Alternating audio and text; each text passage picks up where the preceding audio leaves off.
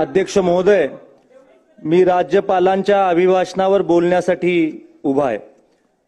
ज्या महाराष्ट्र राज्याने देशाला दिशा दिली, प्रेरणा दिली, आचार दिला, विचार दिला, अशा राज्याच्या प्रगतीचा दाखला हा राज्यपाल महोदयांच्या अभिभाषणातून मिळाला आहे। स्वर्गीय यशवंतराव चव्हाण साहेबांच्या विचाराचा वारसा माझ्या मतदारसंघाला आहे। यशवंत भूमी म्हणून या मतदारसंघाची ओळख आहे। या मतदारसंघाची संस्कृती जपण्याची जबाबदारी मतदार बांधवांनी माझ्यावर सोपवलेली आहे। स्वर्गीय यशवंतराव चव्हाण साहेब म्हणायचे, गावामध्ये शिरून मोठ्या मोठ्या हवेल्या पाहिल्या तरी त्या गावची वेस विसरायची नसते। ही कृतज्ञता मला परिस्थितीने शिकवलेली आहे। आदरणीय अध्यक्ष महोदय, मला एका गोष्टीचा खऱ्या अर्थाने आनंद आहे की महाराष्ट्र राज्य परकीय गुंतवणुकीच्या बाबतीमध्ये सगळ्यात जास्त गुंतवणूक ज्या राज्यामध्ये होतं असं राज्य आहे।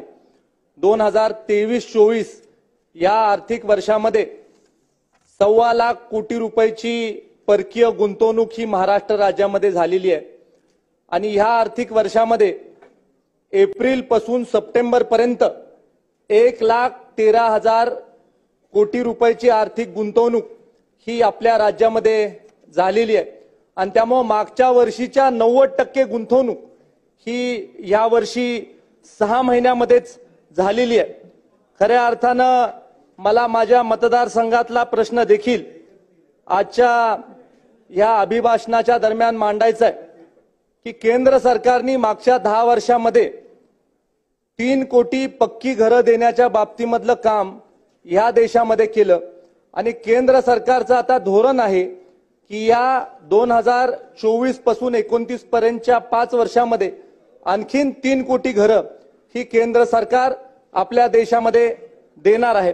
आणि त्यामुळे राज्यामध्ये देखील मोठ्या प्रमाणावर पक्की घरं करण्याचं काम चालू आहे।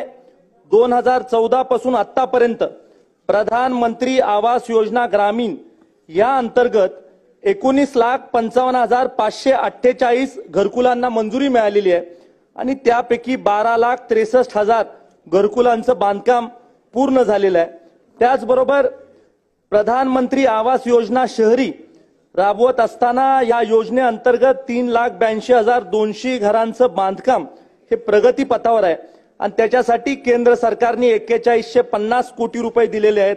राज्य सरकारने 4475 कोटी रुपये खर्च केलेले आहे। माझ्या मतदारसंघामध्ये पाटण कॉलनीमध्ये 50 वर्षापासून जे लोक राहतात त्यांना पक्की राहण्याची घरं नाही आहेत। आणि ज्या जमिनीवर त्यांची झोपडपट्टी आहे त्या जमिनीची लँड यूज परमिशन चेंज करण्याच्या बाबतीमधला प्रस्ताव आम्ही आदरणीय मुख्यमंत्री देवेंद्रजी फडणवीस साहेबांजवळ दिलेला आहे। त्याच्यावर निश्चित स्वरूपी येणाऱ्या काळामध्ये त्यांच्या माध्यमातून सगळी कारवाई उचित होईल। आणि त्यामुळे लँड यूज परमिशन चेंज झाल्यानंतर निश्चित स्वरूपी पक्की राहण्याची घरं पाटण कॉलनीचा परिसर असेल, आमच्या कराडच्या छत्रपती शिवाजी महाराज स्टेडियमच्या जवळचा परिसर असेल किंवा मलकापूरचा परिसर असेल, या सगळ्या परिसरामध्ये पक्की राहण्याची घरं ही देण्याचं काम निश्चित स्वरूपी येणाऱ्या काळामध्ये होईल। अध्यक्ष महोदय, परकीय गुंतवणूक जशी मोठ्या प्रमाणावर आपल्या राज्यात होते तशी देशामधली गुंतवणूक देखील आपल्या राज्यामध्ये मोठ्या प्रमाणावर होते।